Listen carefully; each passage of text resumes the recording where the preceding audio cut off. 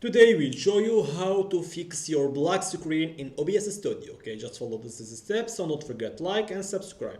Okay, first open your OBS Studio and click. Okay, just this is for our, okay.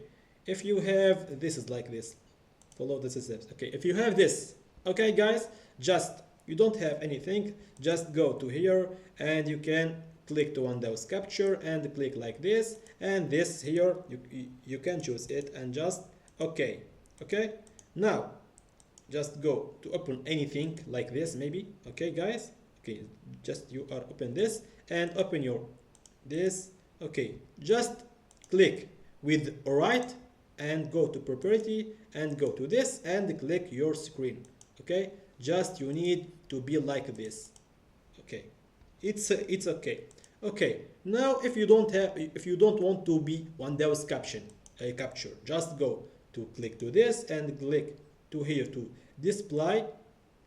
Okay guys, display it's here, and okay, and automatic, just click to Windows like this and this here. Okay guys, automatic. And okay, now finally we can now record anything with this. Just don't forget like and subscribe, and thank you for watching.